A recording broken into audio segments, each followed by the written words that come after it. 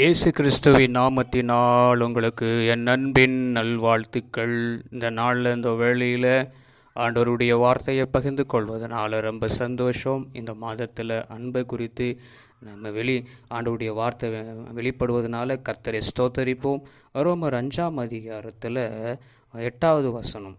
ரோமர் 5ஆம் அதிகாரம் 8வது வசனத்தில், நம் பாவிகளாய் இருக்கையில் கிறிஸ்து நமக்கு மரித்ததினாலே தேவன் நம்மேல் வைத்த நமது அன்பை விளங்க பண்ணுகிறார். அல்லேலூயா, அல்லேலூயா. நம்ம பாவிகளாக இருக்கிறதுனால தான் இன்றைக்கி ஆண்டவராகிய இயேசு கிறிஸ்து நமக்காக மரித்தார். நம்ம தானே இன்றைக்கி ஆண்டவராகிய இயேசு கிறிஸ்து இந்த பூமிக்கு ஏன் மனிதனாய் வரணும், அவர் ஏன் இந்த பூமியில் மனுஷனோடு மனுஷனாய் வாழ்ந்து மனுஷனோடு மனுஷனாக இருந்தது 33 வருஷம் இங்கே சொல்லி இங்கே சொல்கிறத பார்க்க முடியுது. 33 வருஷத்தில் கர்த்தர் இந்த உலகத்தில் வாழ்ந்ததும் மாத்திரமில்லை, அவர் நமக்காக சிலுவையில் அடிக்க ஒப்பு கொடுத்தது காரணம் எதற்காக என்றால் நம்மேல வைத்திருக்கிற அந்த அன்பின் நிமித்தமாக தான். அழகாக சொல்லுது இல்லை, இந்த வசனம் அழகாக நமக்கு அப்படியா நம்ம தெரியப்படுத்துகிறது. பாருங்கள் எவ்வளோ அந்த 8வது வசனத்தை நல்லா பார்க்கும் பொழுது, நம்ம பாவிகளாக இருக்கையில் கிறிஸ்து நமக்காக மரித்ததுனாலே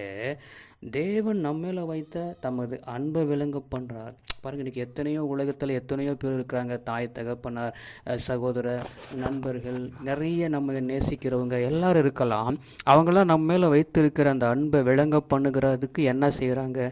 ஒன்றுமே செய்கிறது இல்லை. ஆனால் ஆண்டவராக இயேசு கிறிஸ்து நம்ம மேலே வைத்திருக்கிற அந்த அன்பின் நிமித்தமாகத்தான் அவர் சிலுவையில் தன்னை ஒப்பு கொடுத்தான்னு சொல்லி பார்க்க முடியும். நம்ம பாவிகளாக இருக்கிறதுனால நம்ம பாவத்தை போக்க நம்ம மேலே வச்சிருக்கிற அந்த அன்பின் நிமித்தமாகத்தான் இந்த பூமியில் அவர் மனிதனாய் வந்தார். கர்த்தருடைய வார்த்தையை கேட்குற அன்பு பிள்ளைகளாகியே இருக்கிற நம்ம அநேகருக்கு நம்ம அன்பை விளங்க பண்ணணும். ஆண்டவருடைய அன்பை பெற்றுக்கொண்டு நம்ம அப்படியே நாம மாத்திரம் வெளியும் வாயில் மாத்திரம் அன்புன்னு சொல்லி கொண்டிருக்கக்கூடாது. மற்றவங்களுக்கு நம்ம அன்பை வெளிப்படுத்தணும். ஆண்டவருடைய வார்த்தை வசனங்கள் எல்லாருக்கும் தெரியப்படுத்தணும்னா முதல்ல நம்ம அன்பாக இருக்கணும்.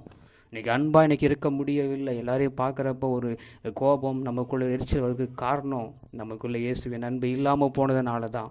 எல்லாரையும் நேசிங்க, அதுதான் கர்த்தர் எதிர்பார்க்குறார். எங்களை கிருபையாக நேசிக்கிற எங்கள் அன்பின் நல்ல தகப்பனே, உம்முடைய அன்பு ஆண்டவரை எங்கள் மேலே விளங்க பண்ணதுனால தான் நாங்கள் பாவிகளாக இருக்கையில் எங்களுக்காக நீர் வந்து மரித்ததை நாங்கள் ஆண்டவர் நினைவுந்து அப்பாமை ஸ்தோத்தரிக்கிறோம். உம்முடைய அன்பு எவ்வளோ பெருசு என்பதை நாங்கள் அறிந்திருக்கிறோம். என் கர்த்தர் அற்புதம் அதிசயங்களை காணப்பண்ணும். இயேசுவின் நாமத்தில் ஆமென்.